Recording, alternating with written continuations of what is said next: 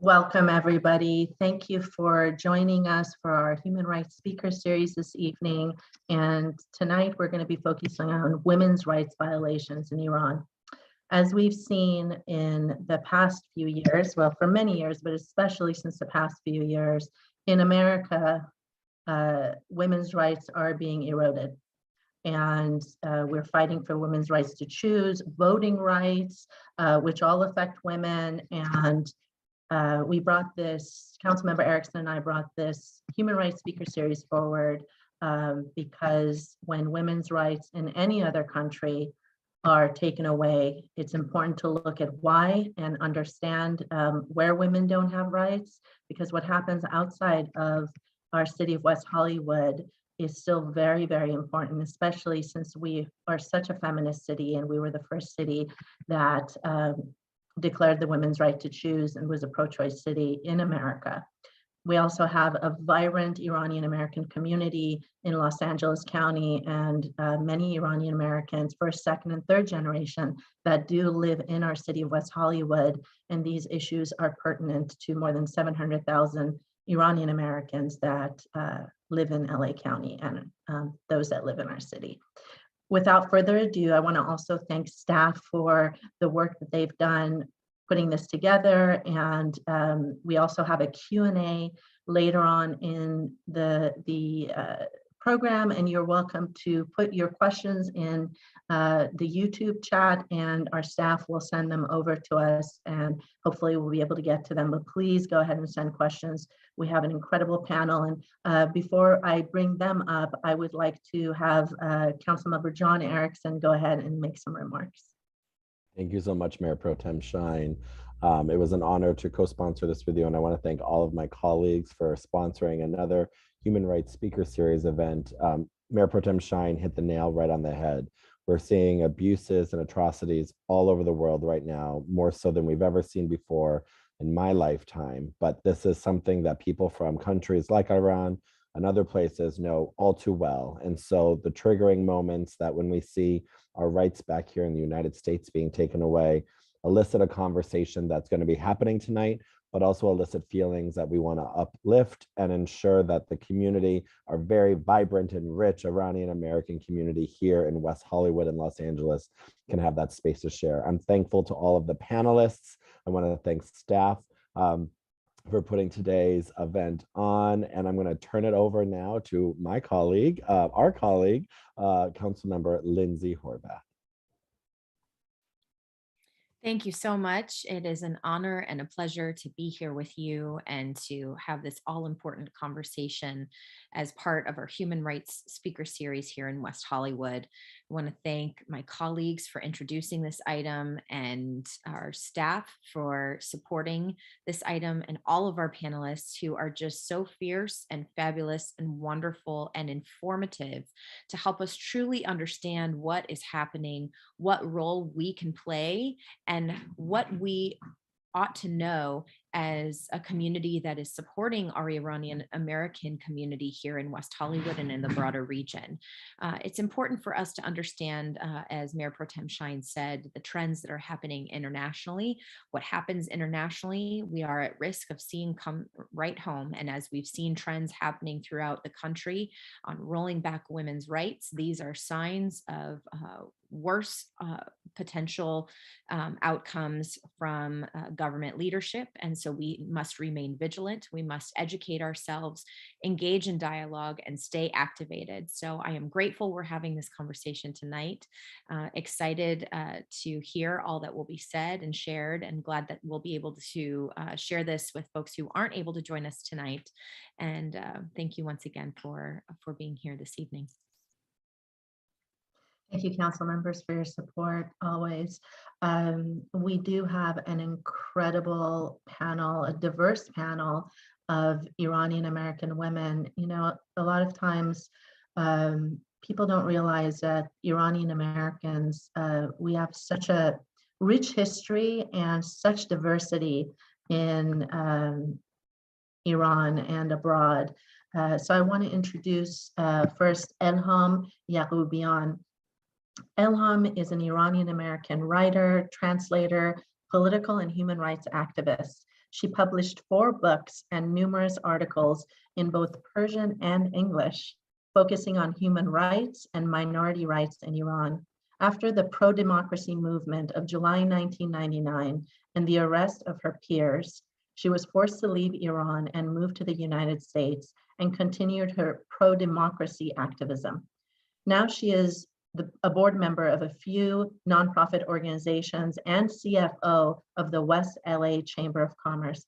Welcome, Ilham June, and thank you for being here with us today.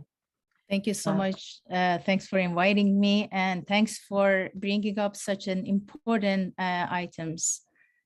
Yeah, thank you. Next, I want to introduce Mitra Samani. Mitra was born in 1963 in Tehran, Iran. Shortly after the 1979 revolution, she was arrested by Iranian Revolutionary Guards for her women's rights activities when she was 18 years old. She spent 4 years in notorious Evin prison in Tehran. During her imprisonment, she witnessed brutal tortures, rapes, and summary executions of hundreds of activist women. After her release from prison, Mitra was under constant surveillance of by Iranian security forces. For several years, she had to go to Evin prison for monthly interrogations. Finally, after a long and painful process, she managed to get out of the country and settle in the United States in 1992. After that, she sought and obtained political asylum, and in 2005, she became a US citizen. Since her arrival to the United States, she has been actively involved in women's rights activities. She has given a series of lectures on the dangers of Islamic fundamentalism, the threat it poses to the civilized world, and gross human rights violations in Iran. Mitra received her bachelor's degree in English translation from the University in Tehran. She is married and has a daughter. Thank you, Mitra June, for joining us today.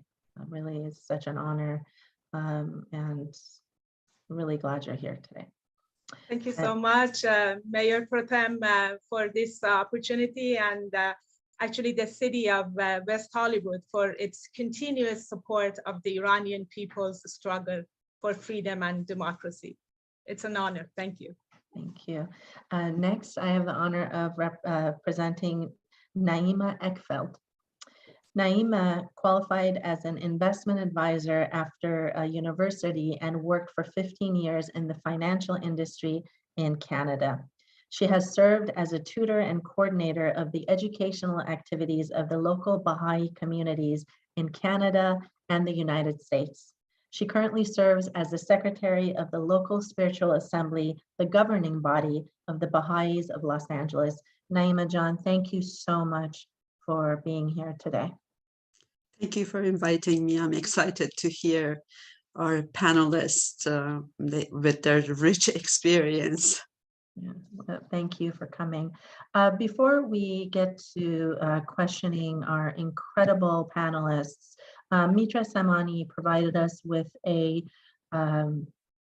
actually very, very direct but also heartbreaking video that we'd like to show, and then we'll start our questioning.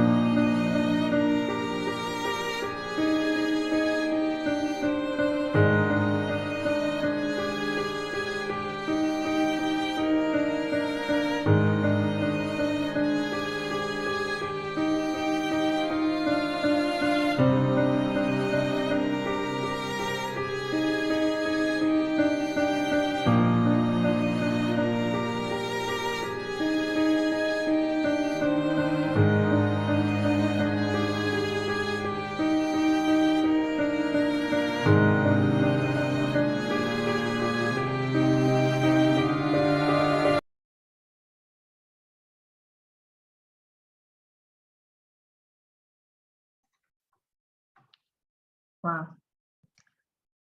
Mitra Jun, thank you. If our panelists can go ahead and turn your videos on at this time and join us. Mitra Jun, thank you so much for providing us with the video. It's, you know, I actually was born in 1977 in Iran, 2 years before the revolution. And my dad spoke up against the regime, Islamic regime, and they put him in prison for a few months. He was able to get out. And then we fled to California, to the US in 1982. We already kind of covered when you, Elham Jun and Mitra Jun, when you immigrated here, and a little bit of the reasons why, but I wanted to actually ask if there's anything else you want to share about why you immigrated to the United States. And we'll go ahead and start with Elham Jun. As you mentioned, it was right after pro-democracy movement known as July 99 student uprising. They arrested many of my friends and peers, and they start questioning them about my involvement in my political activities, as well as my involvement in different literary groups. So later on, I felt I'm not safe anymore, especially as a Jewish woman. I could be in more serious situation.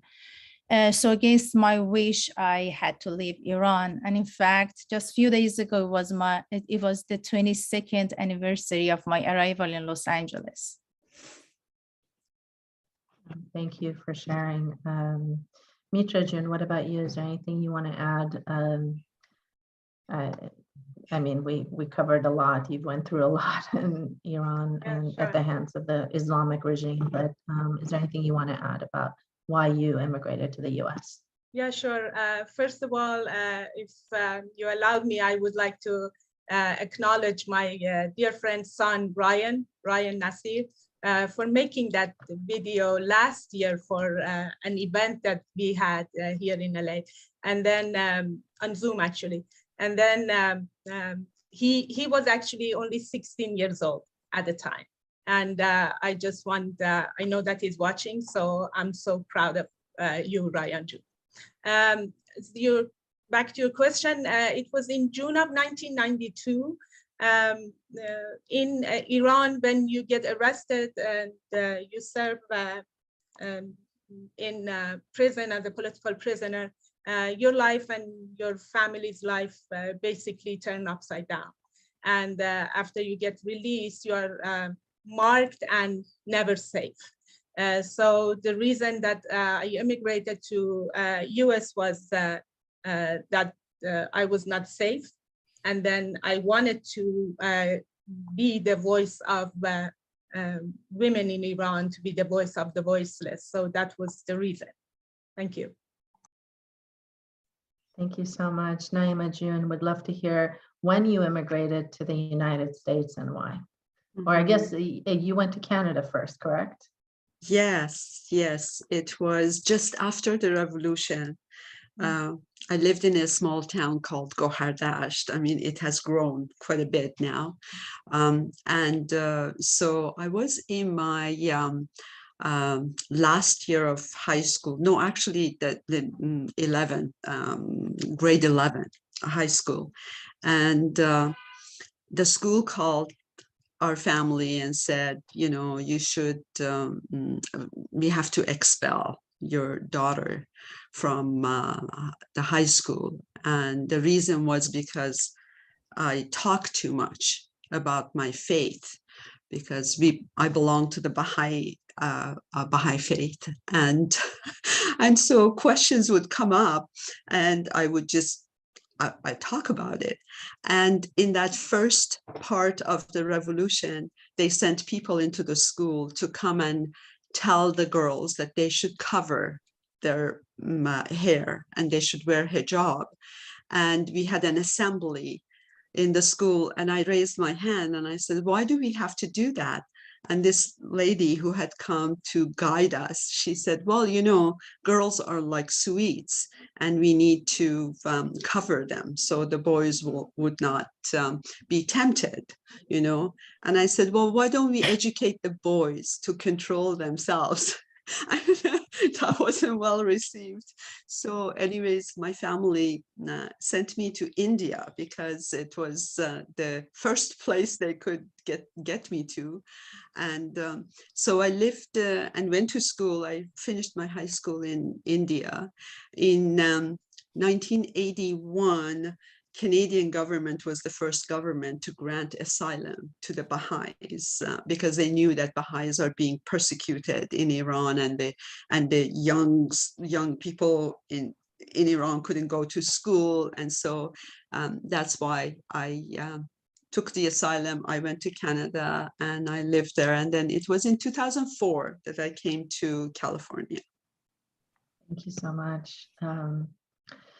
So the Islamic Revolution started in 1979 and the Iran-Iraq War in 1980 and lasted for 8 years. Can you please let us know what immediate rights women lost as a result of the revolution? I know the video had some of the rights that women do not have in Iran, but what were some of the immediate rights that were lost and your feelings at the time that you were going through watching the loss of women's rights and the Islamic Revolution? And we can start with Mitra Jun on this one. Yeah, sure. Thank you. Actually, the revolution leadership was stolen by Khomeini. We unfortunately fell into a big hole when a regressive and fundamentalist regime of clergies took power. In just a month after the revolution, on March 8, 1979, there was a rally to commemorate the International Women's Day. And I remember that I was present at that rally. And also it was against the forced veiling, the hijab, that was asked by the regime. And the rally was organized by women's rights organization opposing these new misogynistic laws. The mullahs in Iran have deprived women of their rights and freedoms and denigrated their position to second-class citizen. Actually, that was the main reason that I became an activist, because to me, these basic human rights are God-given rights and nobody could take it from you.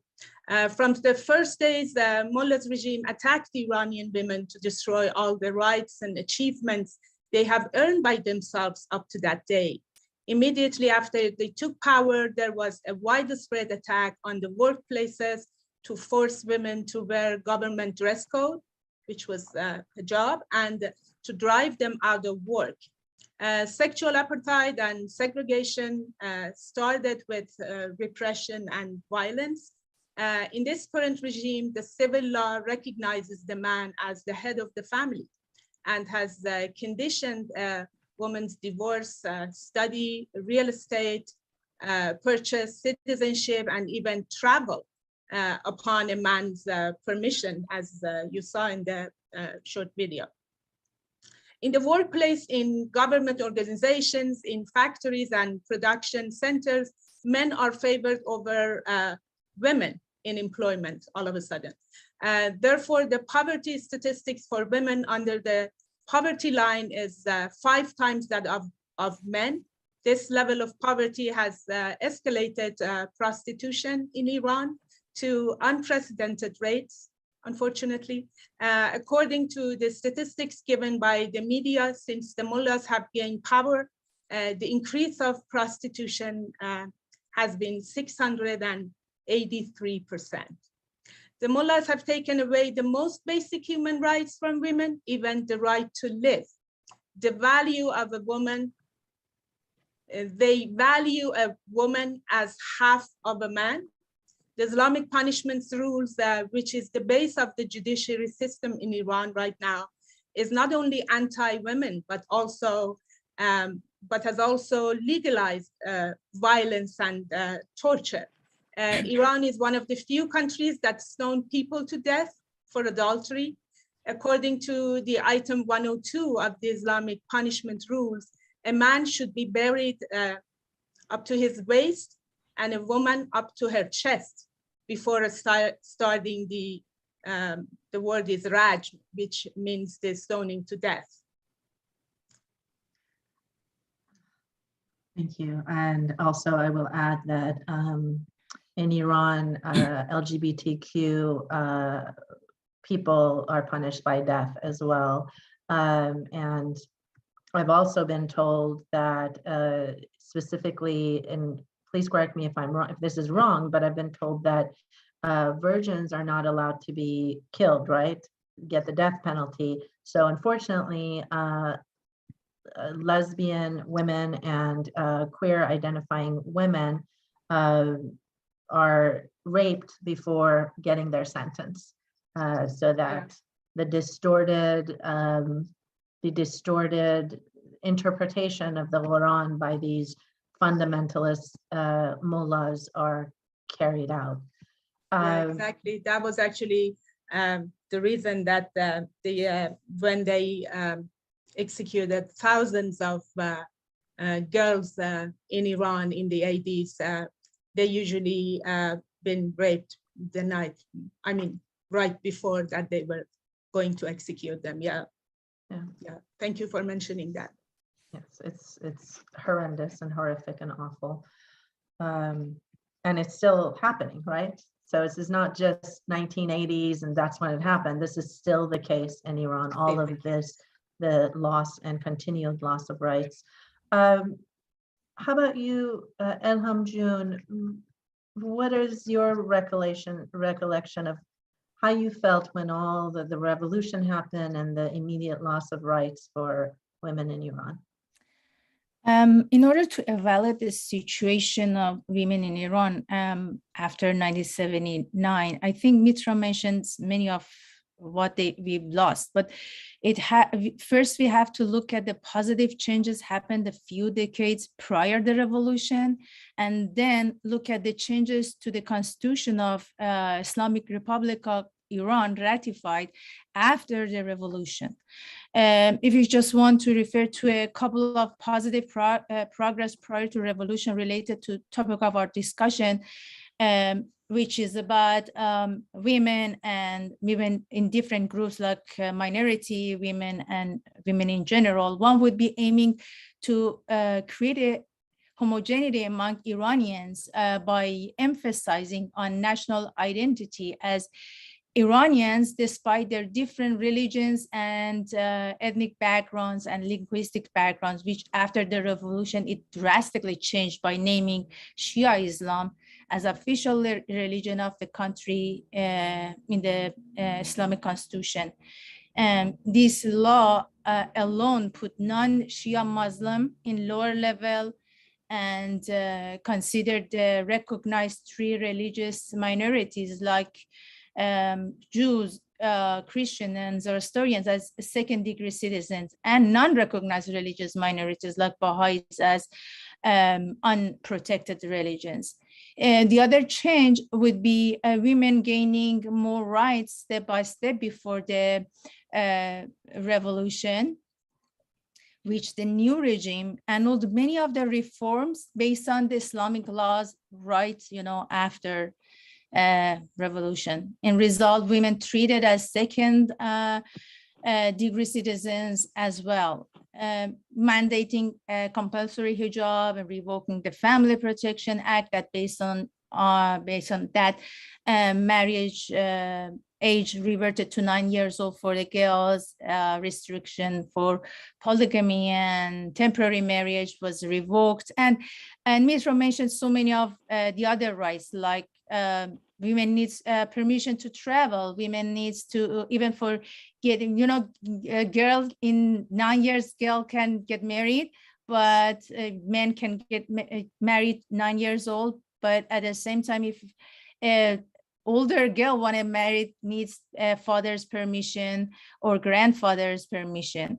Women lost their custody for their children, right for divorce, and like women cannot transfer citizenship to their children. We see so many of Iranian women who got married to Afghans living in Iran. We have so many Afghan children with Iranian mother, Afghan father. They don't have even a certification.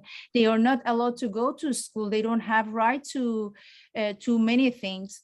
So going back to our topic, now that we are talking about women's rights, if I want to talk about non-Muslim women in Iran, the situation of non-Muslim, if we just do the simple math, we can figure the situation of, you know, a Jewish woman or a Christian or a Syrian woman. One Muslim man is equal to two Jewish men. One Muslim man is equal to two Muslim women. In result, one Muslim man is equal to 4 Jewish women in front of courts and law, meaning they have 1/4 of rights in the court and their life worth 1/4 of Muslim men. That's the situation of non-Muslim women in Iran. Wow, thank you so much for educating us and really presenting the history. And it really is important to have that perspective when we're speaking about what happened in the revolution. Naima June, would you like to add to this and answer this question, the specific question about what immediate rights were lost and how you were feeling at that time? I know you shared a little bit about the woman that came in and tried to do the re-education of why all the girls need to wear the hijab, but would you like to share a little bit more? Yeah, it is quite obvious that the maneuver was intentional and deliberate, because women were a force that were infiltrating into the educational system, into government, into legal system. And by doing so, they were bringing open-mindedness to people, to young people. And so this was deliberate, to take that right away, the right of educating the next generation to change the world. And so here is a force. Let's obliterate this force. And how do you do that? You take away their rights, and now they can't speak. And what that did, it also emboldened men who did not really understand that there is an equality between men and women. At that point, even the men who had somehow educated to understand that women were their equals, they started seeing this as gaining more power. So why should we not go with this? We will just go with it. And here we are, decades later. What have we done? We have taken the country back hundreds of years.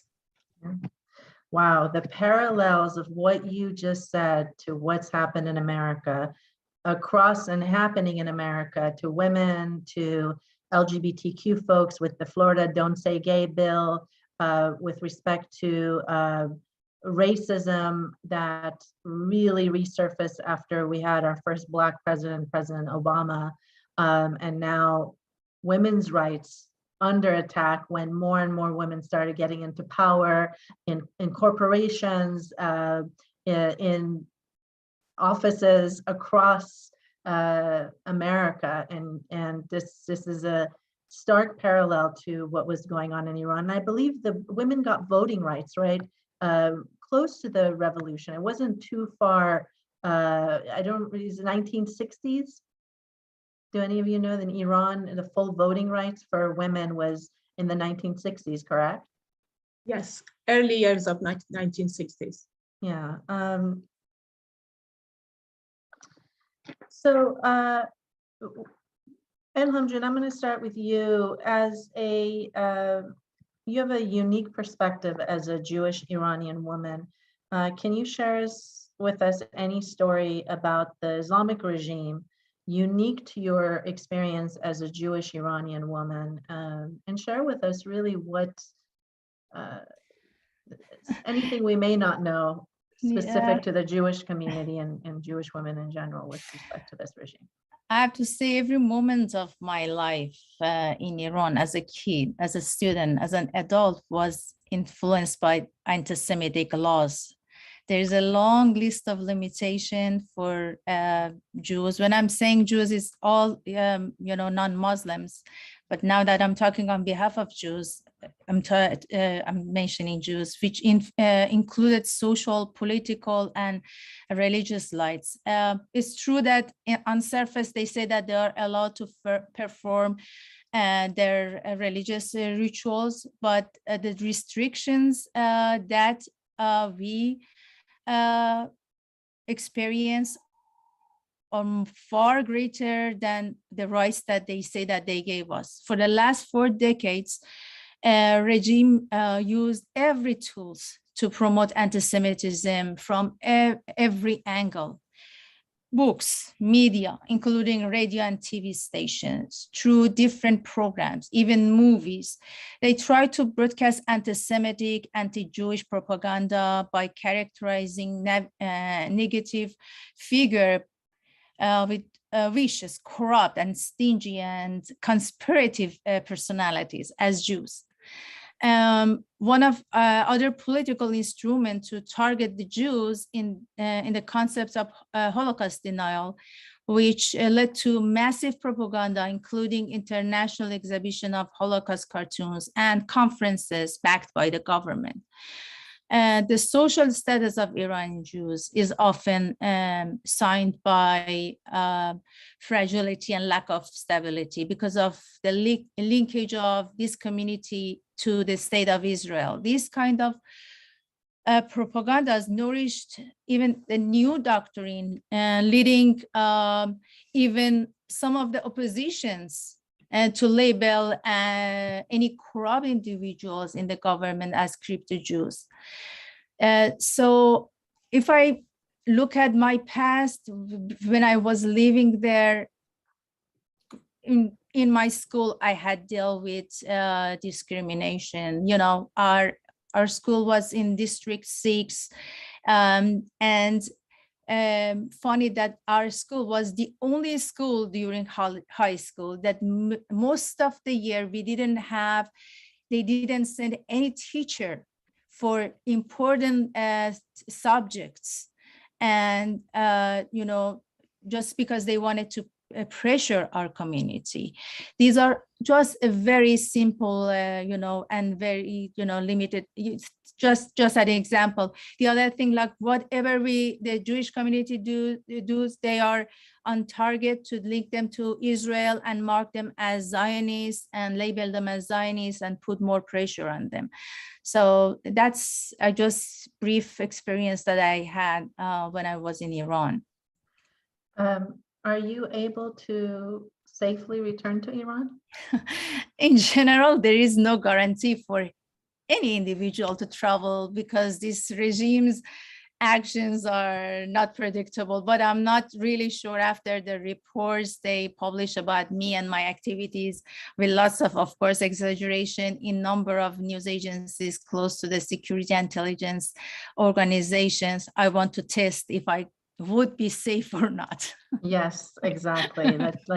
Let's please keep you safe here, and your activism on behalf of women and Jewish Iranian Americans is so crucial. Naima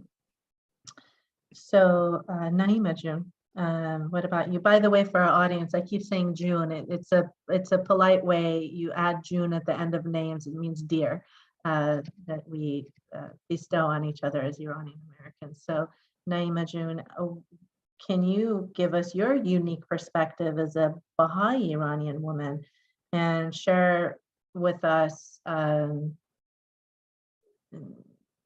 what the state of Baha'i Iranians period are, and also any other stories that would highlight your unique perspective?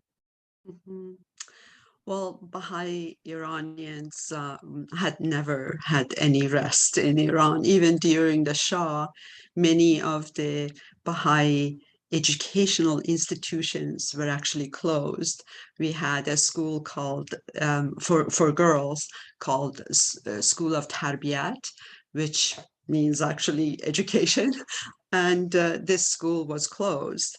And then, of course, after the revolution, it became much worse.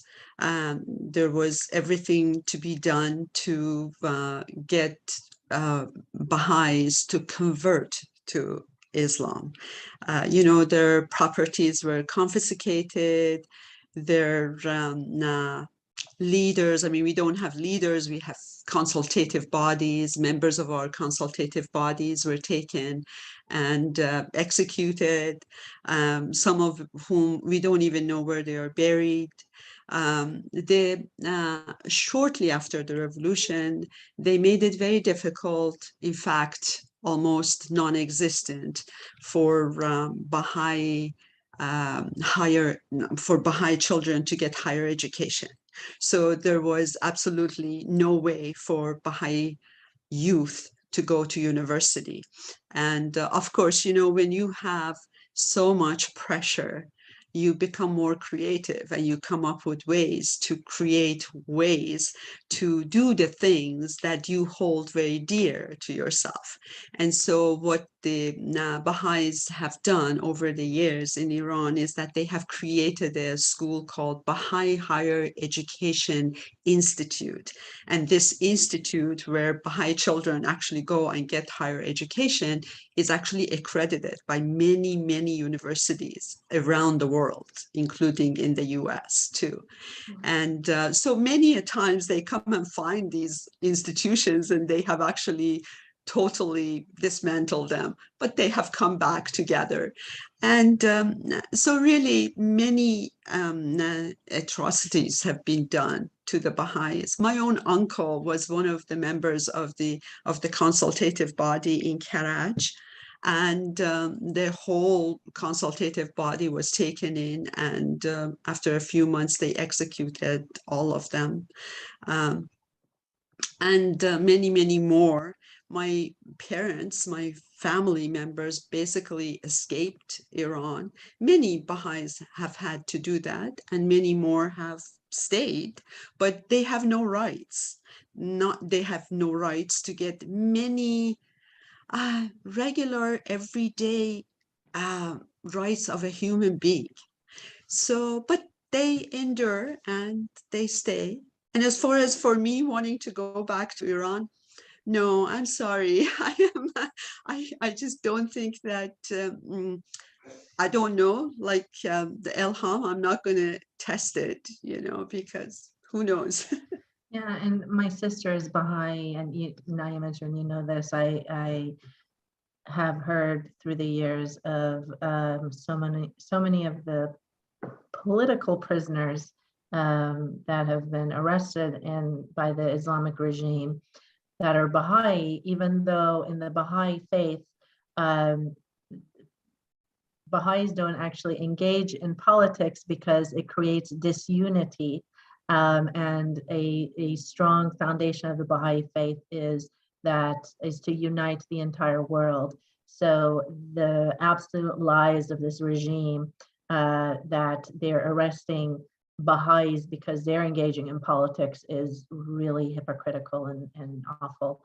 And thank you so much for sharing with us. Mitra Jun, now you were born Muslim, correct? Like myself. Now your perspective, what I would like for you to speak on is you were Muslim just like me, but this regime really being so fundamentalist. Can you speak to your unique perspective as a more feminist, moderate Muslim, and also anything you want to say to Elham or Naima about what they've experienced? That would be great too. Yeah, sure. In the words of Nelson Mandela, the present system of a government reflects the intrinsic characteristics and properties of that government in the most concise and exposed way. I want to share with you my story, first of all. I was born in Tehran, first child of 3 in a middle-class family. I was 15 at the time of Iran's revolution in 1979. I remind you that when religious extremists took control in Iran, the oppression of women and girls were the first act to be adopted.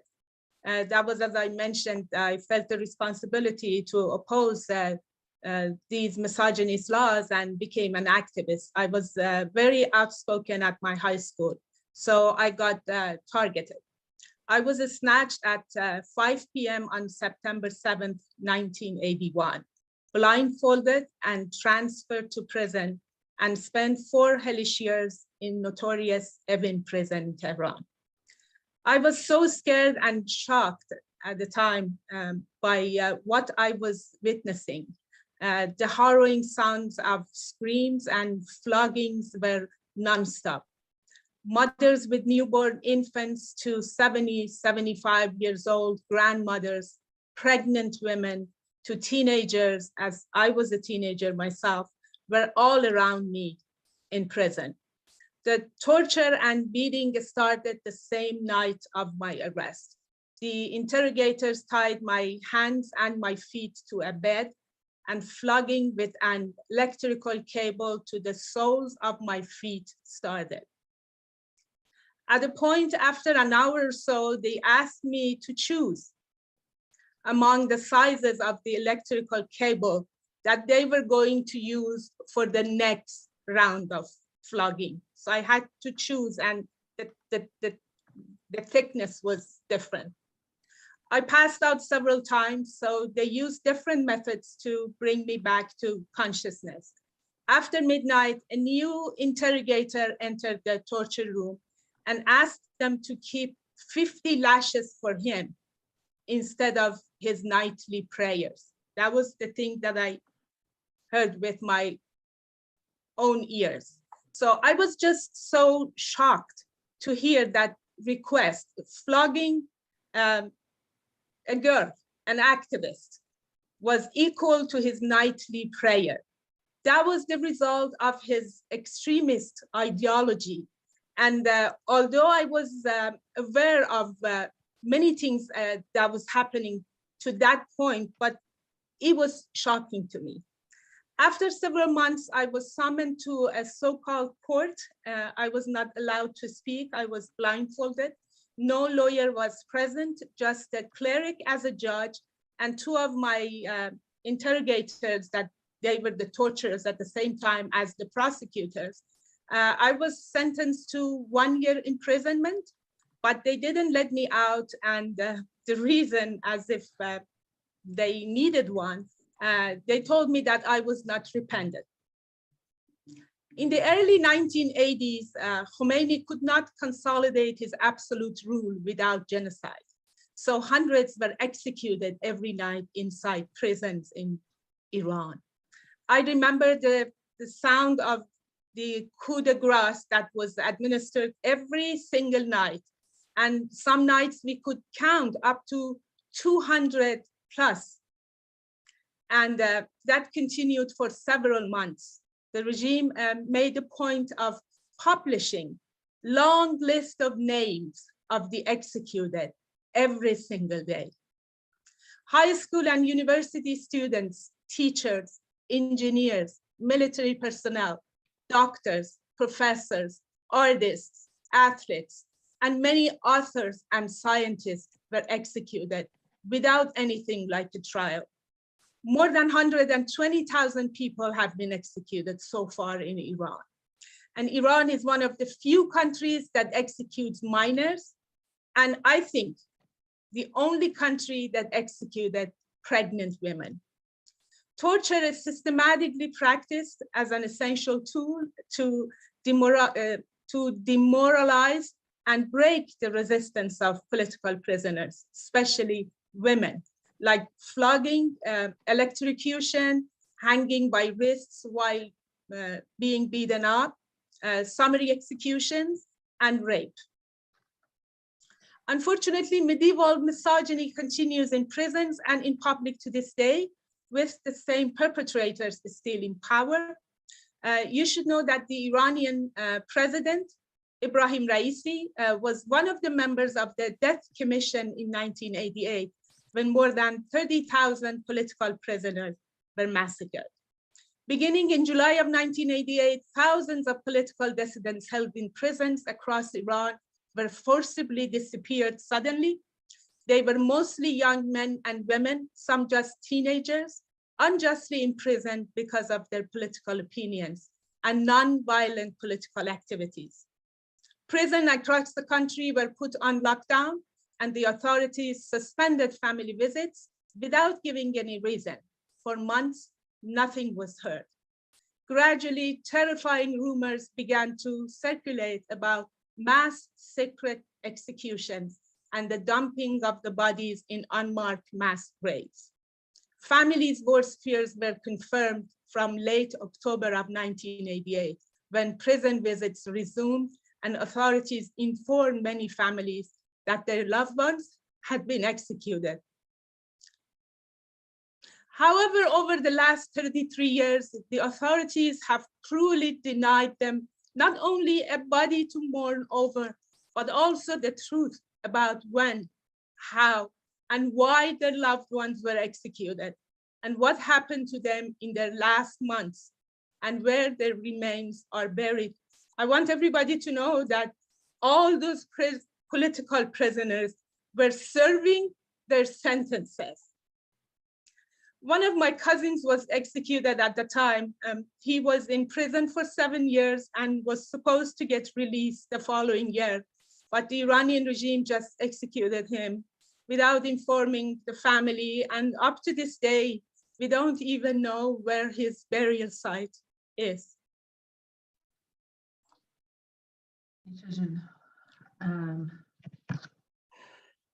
Well, first of all, what an incredible amount of courage that you have had. And thank you for sharing. It's very, very difficult to share trauma, but I also know it can be healing. And thank you for all the work you continue to do to shed light on the atrocities that happened to you and continue happening to others in Iran. I want to now move to, we have about 9 minutes, so I want to move to the movement in the past few years for women's rights in Iran. Would any of you like to, Elhamjou, would you like to speak to that? Can you tell us more about this movement? I think it was partly the Green Movement was one of the start of the movement. You're on mute, Elhamjou. Yeah, Green Movement is, some people call it Green Movement, but this is one of the movements. Women movement in Iran is not limited just to past few years. It goes back to more than 100 years since the constitutional revolution. And since that time, women's organizations were formed. And of course, they were small, but they planted the seeds. And over the years, with more education, women learn more about their rights. As you mentioned about the time that Iranian women gained voting rights, Iranian women was one of the, compared to many countries, they got this right much sooner. Like even they got voting rights sooner than Switzerland. Maybe many people don't know that. That's because of hard work that Iranian women did. And but past few years, the women became more courageous, and especially after they pushed down and they killed so many of young people, these mothers, like lionesses, they wounded lionesses, they become more courageous to fight for their loved ones, to fight for justice for their loved ones. We see them in front line in so many of the demonstrations. And before we start talking, this panel, we were talking to each other and we were saying that if a change happened to Iran, it would be the women who would make this change. Yes, and in the Iranian culture, we actually, in the Iranian flag, we have a lion holding a sword. Um, Despite this so much patriarchal and misogynistic anti-women's laws and the struggle for women, many years women have had to fight to get rights and then lost all of them after the Islamic regime took power. Iranians actually, their women are so strong, and there is a strong level of matriarchy as well within our families. And so Iranian women are called Shirzan, which means lioness. And that shows our strength. And in Farsi is Shirzan. What can we do to help Iranian women? For those that are watching, are there any organizations folks can volunteer with? I'm going to have each of you share anything that you know that we can have a call to action for people watching this panel today. And Mitra June, did you want to share some ways that people can help? Yeah, sure. Actually, to me, supporting the Iranian people, especially the women, it's possible, but to be the voice of them, because they are just so oppressed and suppressed that they need to have a voice outside of Iran.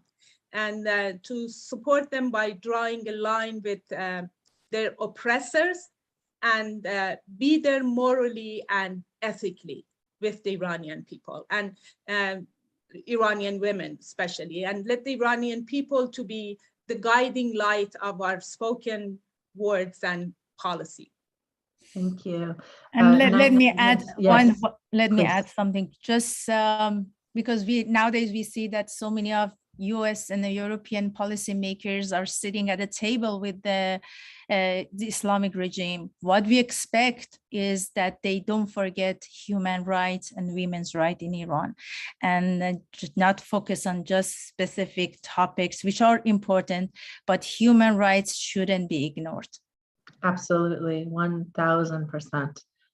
Any type of diplomacy, it's essential that human rights and women's rights are at the top of the list in any type of negotiations. Naima June, do you want to share any kind of ways that people can help Iranian women? Mm-hmm. You know, I just feel that for any lasting change and transformation, we need education at the heart of everything, and education for all. You know, generally, we think that those who are oppressed, and if they want their rights back, they are the ones who should arise and ask for those rights.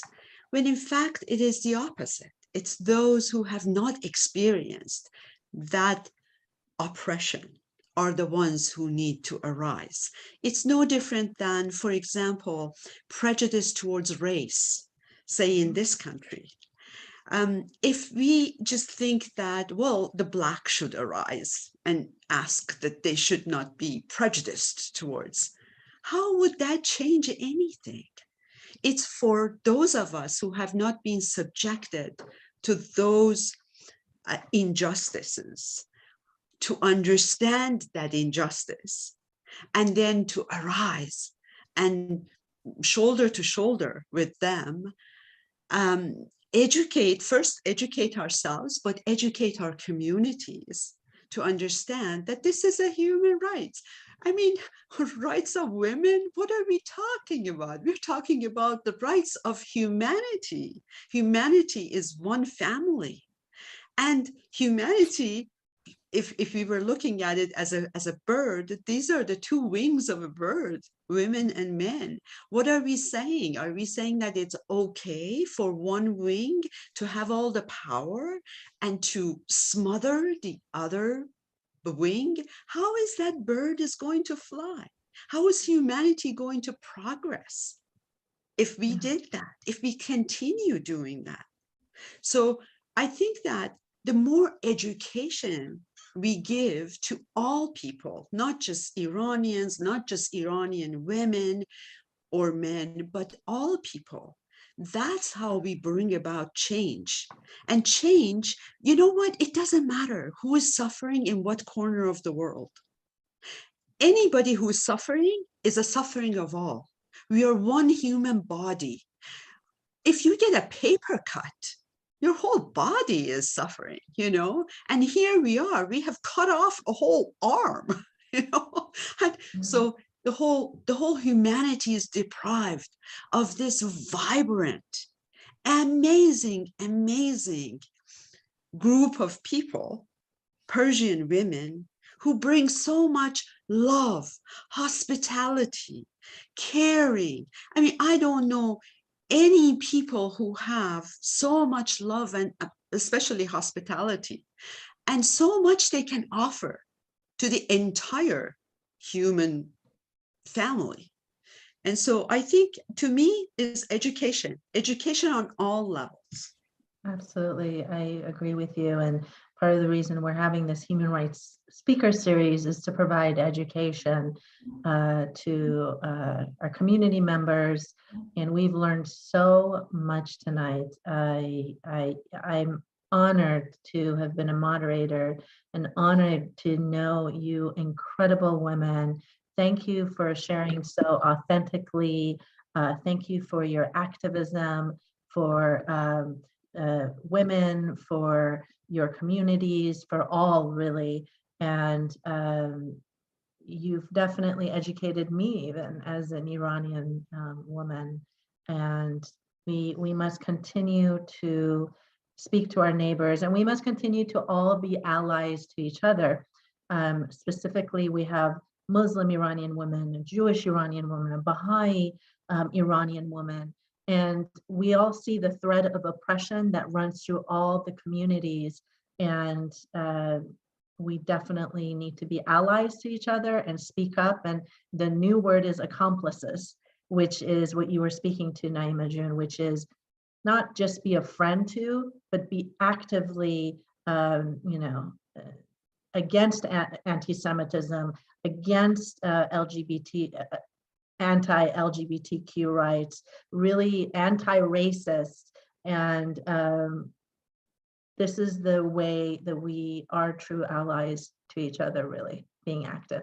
So thank you all. And I want to wish you all, we are in Persian New Year. So امیدوارم سال بسیار خوب داشته باشین. نوروز پیروز. And thank you to all who have joined us. And I just have so much respect for all of you. Thank you so much, and peace and prosperity for everyone. Thank you so much for having us, and thanks for your patience.